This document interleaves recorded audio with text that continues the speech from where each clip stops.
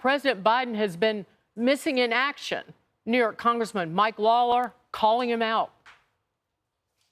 By the way, Joe Biden's still the president of the United States. Where is Joe Biden? Has anybody heard from Joe Biden?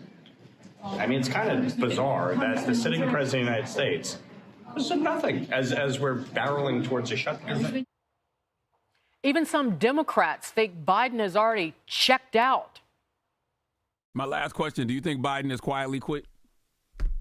No, absolutely not.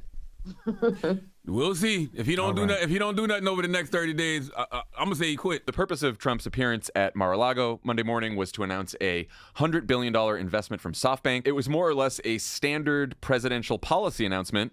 The main difference being Trump isn't president yet. A fact that's getting easier and easier to forget as Joe Biden seems to be disappearing from the public stage as his term comes to an end. Paul, however, should the American people be frightened? Because Biden, or by rule, still has the power. De facto, it's a bunch of faceless people wearing lanyards, potentially. But this is the most vulnerable time in a presidency where this is a message to the world of our weaknesses, in essence. Well, it's not like anything's going on. What do we need to pray? You don't ever want to have a circumstance where the media is literally asking, where is the president? Does he know that he's still president?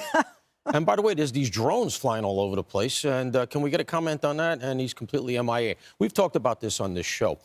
When the top guy is MIA, and you see this in transitions in cities, and I've been part of it, the individual departments, they'll run under their own power for a while, right? But after a while, they all start to realize, ooh, we're on our own. We can do what we want. So as a result, only 1% of the federal employees are coming to work. Lloyd Austin goes MIA for 2 weeks.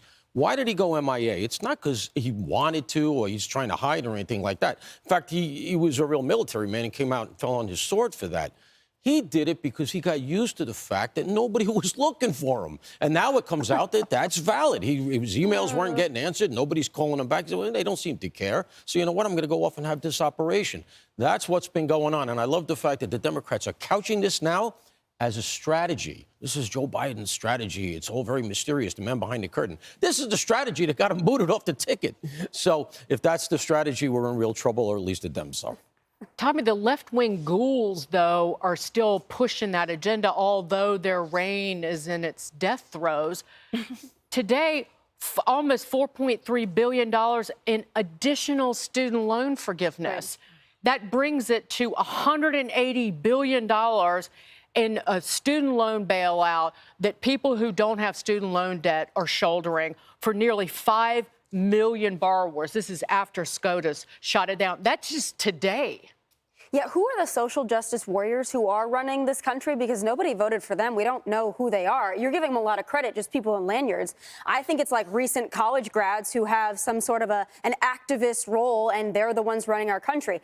Also say it's rich. There are a lot of people that are really angry of the clout in the poll that Elon Musk has right now, and maybe some of that is rightfully so, right? They're upset that Elon Musk appears to be the second president next to Donald Trump. Joe Biden's completely out of the picture. But those same people did not care for the last 4 years that Joe Biden is not really regularly meeting with his cabinet. He's not seemingly in charge. He's having to have scripted conversations with his friends that are supposedly serving alongside him. Where was your outrage? You're mad at Elon Musk. You haven't been mad at the man who's been supposedly running our country for the last 4 years.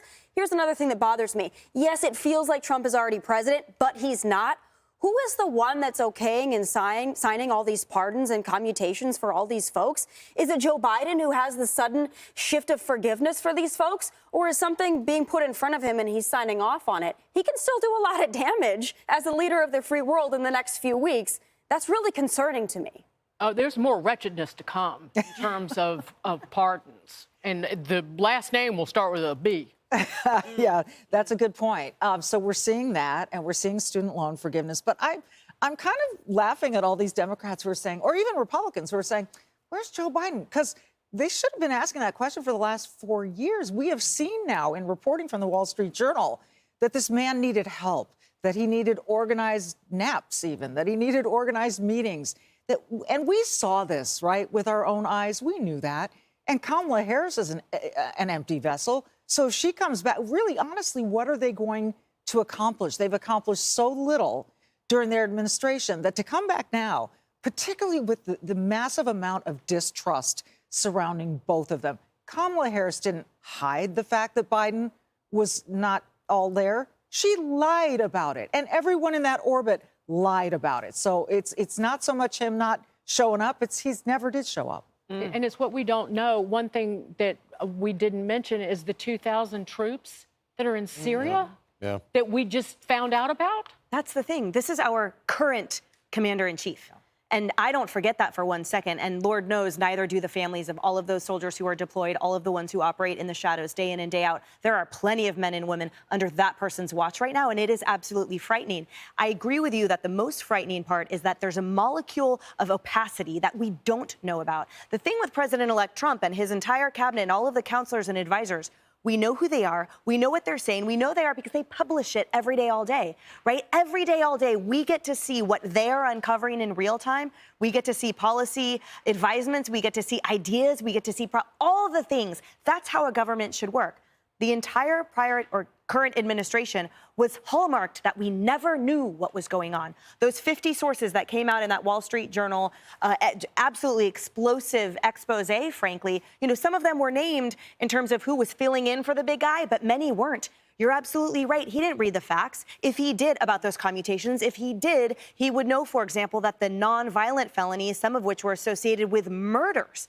I mean, all it takes is reading the second half of the charges to know that insurance fraud one, to know that it was actually connected to, for example, a triple homicide. And yet that, all they are doing, these guys are flocking toward, they're like cannibalizing a cow with piranhas, you know, like the Far Side cartoon, where they're flocking to the body and he's signing whatever's put in front of him. And again, that's our current commander-in-chief. Hey everyone, I'm Emily Campagno. Catch me and my co-hosts Harris Faulkner and Kaylee McEnany on Outnumbered every weekday at 12 p.m. Eastern, or set your DVR. Also, don't forget to subscribe to the Fox News YouTube page for daily highlights.